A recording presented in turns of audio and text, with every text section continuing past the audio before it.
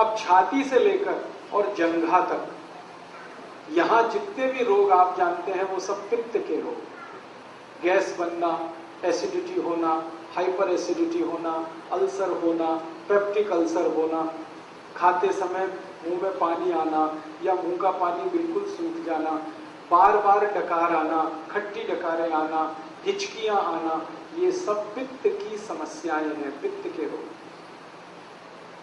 और इनकी संख्या 40 है। ये छाती से लेकर जंघा के बीच वाले इलाके के रोग हैं, सब पित्त के। किडनी खराब होना, लीवर खराब होना, किडनी में स्टोन होना, लीवर में सूजन होना, ये सब पित्त की समस्याएं हैं।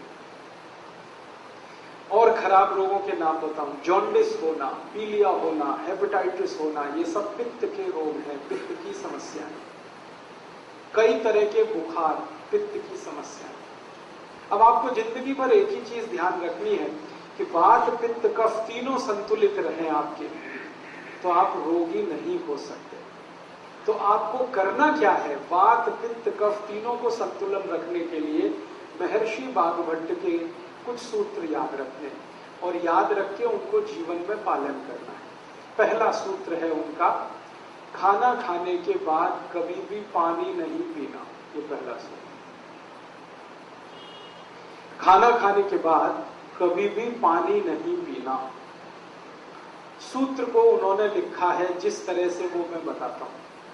ये मैंने भाषांतर करके बोल दिया आपको, खाना खाने के बाद पानी नहीं पीना। महर्षि वाग्भट ने ऐसे नहीं लिखा, उन्होंने लिखा है भोजनांते विषम वारी, ऐसे लिखा।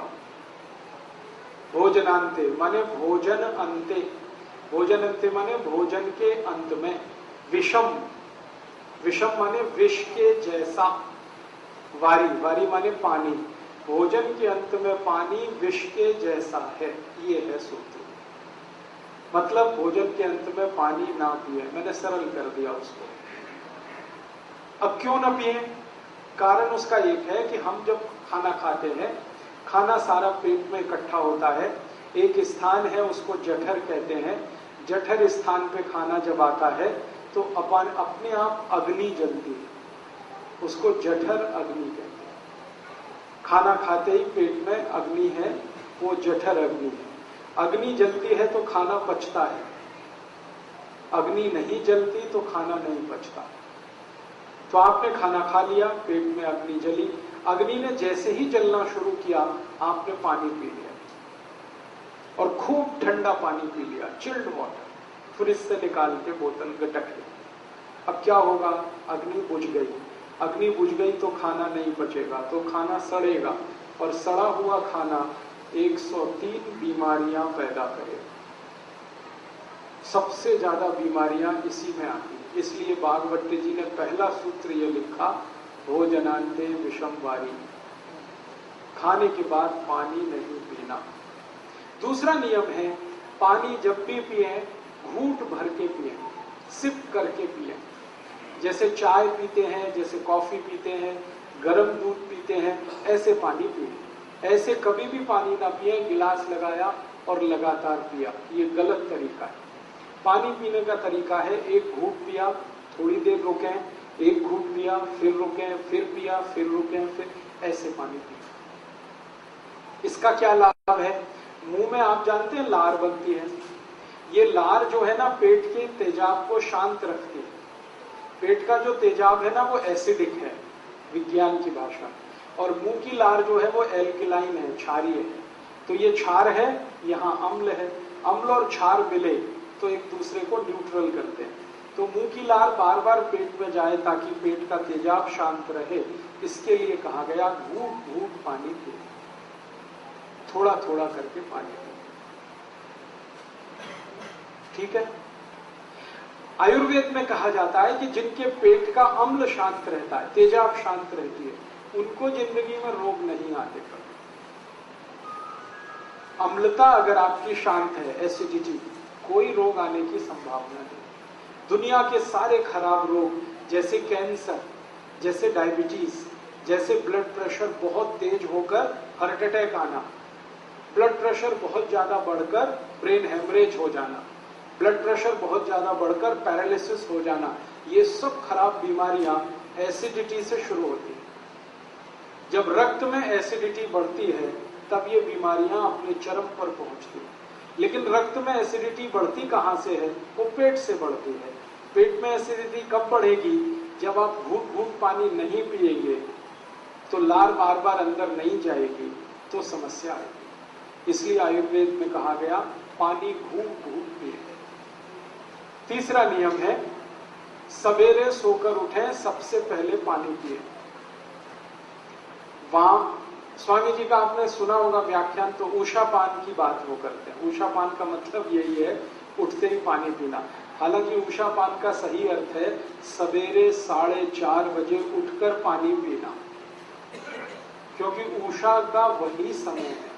अब दिल्ली वासियों के लिए मैं ये नहीं कह सकता कि वो सवेरे 4:30 बजे उठें, क्योंकि उनका 4:30 बजे उठना तब संभव है जब रात को 8 बजे सो जाए।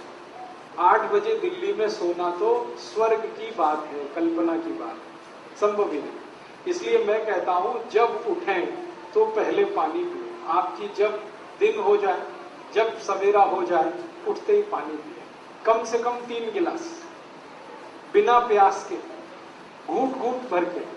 कोई कहेगा हमें प्यास नहीं लगती, तो भी पीना ही है, ये तो घूट घूट भर के। इस पानी का फायदा, सबसे बड़ा फायदा इसका ये है, रात को आप सो गए, सोने के बाद मुंह में लार बनी, वो जमा है, घूट घूट पानी पी लेंगे, सब लार नीचे चलेंगे।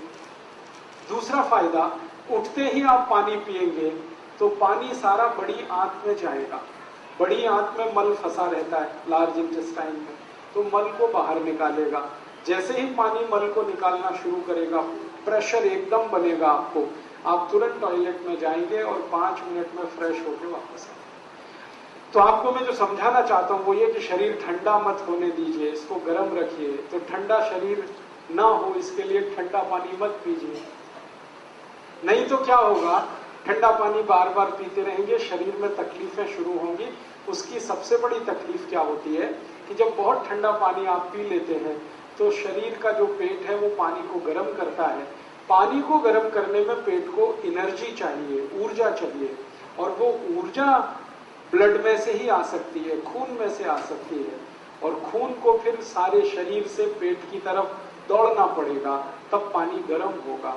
शरीर का सारा खून पेट में जाने लगे तो बाकी अंगों को खून की कमी पड़ जाएगी, और वो खून की कमी हमेशा के लिए कोई डैमेज कर जाएगी। इसलिए आयुर्वेद कहता है कभी भी ठंडा पानी गलती से भी ना पिए। ठीक है, 4 नियम हो गए। 5वां नियम है हमेशा खाना खाएं तो चबा चबा कर खाएं। इतना चबाएं जितने आपके दांत। दांत आपके 32 हैं तो 32 बार चबाएं, ताकि अच्छे से लार मिलकर अंदर जाए और अच्छे से खाना पचे। इसके बाद 6ठा नियम है कि खाना जब भी खाएं तो जमीन पर बैठ के खाएं। जमीन पर बैठने से क्या होता है, पृथ्वी का गुरुत्व बल हमारे पेट पर केंद्रित है। पेट की नाभि पर गुरुत्वाकर्षण होने से नाभि चार्ज है, नाभि के पड़ोस में जठर है, वो चार्ज है, जठर के चार्ज होने से अग्नि तेज होगी, खाना जल्दी पचेगा, इसलिए बैठ के खाएं। उसके आगे का 7वां नियम है दोपहर को जब आप खाना खाएं तो आराम जरूर करें, कम से कम 48 मिनट, क्योंकि दोपहर को खाना खाते ही हमारे शरीर का ब्लड प्रेशर बढ़ता है। एक तो सूरज की धूप होती है दोपहर को, और अंदर की गर्मी, दोनों मिलाकर ब्लड प्रेशर बढ़ता है। बीपी बढ़ेगा तो आराम ही करना पड़ेगा, काम नहीं कर सकते। तो दोपहर का खाना खा के आराम करें। सबसे अच्छे आराम करने की मुद्रा होती है लेफ्ट साइड में लेटना, बाईं तरफ करवट लेके लेटना, इसको वाम कुक्षी कहते हैं। ज्यादा नहीं लेटना, फिर मोटापा आता है। 48 मिनट तक लेटना तो अच्छा है, उसमें नींद आ जाए तो ले लेना, ज्यादा लेंगे नींद तो फिर मोटापा बढ़े, इसलिए ध्यान उसका रखना। इसके आगे का 8वां नियम है कि रात को खाना खाने के 2 घंटे तक आराम नहीं करना, 2 घंटे बाद ही करना। रात के खाने के बाद पैदल चलना बहुत जरूरी है, 1000 कदम। उसके बाद कुछ और काम करके फिर आराम करें 2 घंटे के बाद, क्योंकि रात को ब्लड प्रेशर कम होता है और कम ब्लड प्रेशर में आराम करना खतरनाक है। ऊंचे ब्लड प्रेशर में, हाई बीपी में काम करना खतरनाक है, लो बीपी में आराम करना खतरनाक है। तो इसलिए रात को 2 घंटे बाद आराम करें, दोपहर को तुरंत आराम करें।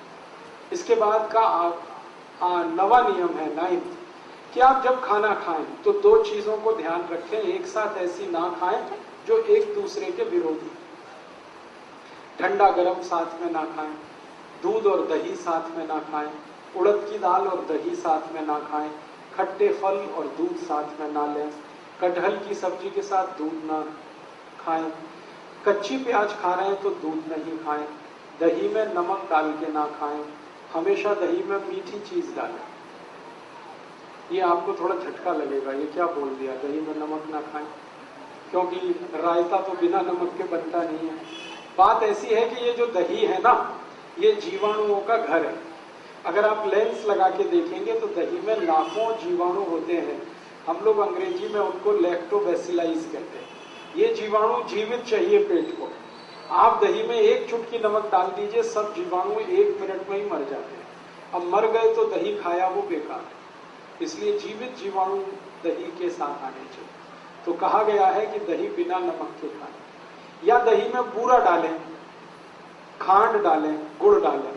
तो बूरा, खांड और गुड़ से जीवाणुओं की संख्या बहुत तेज बढ़ती है, घटती। बढ़ी हुई संख्या के जीवाणु आपको चाहिए। आखिरी नियम है, माताओं के लिए यह नियम है विशेष रूप से, घर में खाना बनाते समय कोई भी बर्तन ऐसा इस्तेमाल ना करें जो चारों तरफ से बंद हो। हाँ, हमेशा खाना बनाने वाला बर्तन खुला हुआ हो। आधा खुला आधा बंद है तो भी चलेगा, पूरा बंद ना हो। क्यों? बाहर की हवा खाने को बनाते समय अंदर प्रवेश करनी जरूरी है। भागवत जी ने कहा कि भोजन को पकाते समय सूर्य का प्रकाश या पवन का स्पर्श, दोनों में से कोई एक चीज आवश्यक है। या तो भोजन बनते समय सूर्य का प्रकाश गिरे, नहीं तो पवन का स्पर्श हो, हवा उसमें आए। अब ये तभी संभव है जब बर्तन खुला हुआ हो। मतलब सीधा सा ये है, भागवत जी कह रहे हैं प्रेशर कुकर में खाना ना हो। अब प्रेशर कुकर भागवत जी के जमाने में नहीं था, लेकिन नियम उन्होंने तभी लिख दिया। उनको शायद ये अंदाजा था कि ये आदमी किसी न किसी दिन बना लेगा इसको। अब ये बात मैंने मजाक में कही, लेकिन ये बड़ी गंभीर बात है। ये प्रेशर कुकर का चक्कर बड़ा खराब है। आप जानते हैं प्रेशर कुकर एल्यूमिनियम का है। एल्यूमिनियम दुनिया का सबसे खराब मेटल है, धातु है, खाना बनाने के लिए और पकाने के लिए। मैंने एक सर्वे किया था आज से 10 साल पहले कि गरीबों को सबसे ज्यादा अस्थमा, दमा और टीबी क्यों होती है गरीबों को। उस सर्वे का रिजल्ट आया कि सारे गरीब लोग एल्यूमिनियम के बर्तन में खाना बनाते हैं और खाते हैं, यही उनके दमा और अस्थमा का कारण और टीबी का कारण।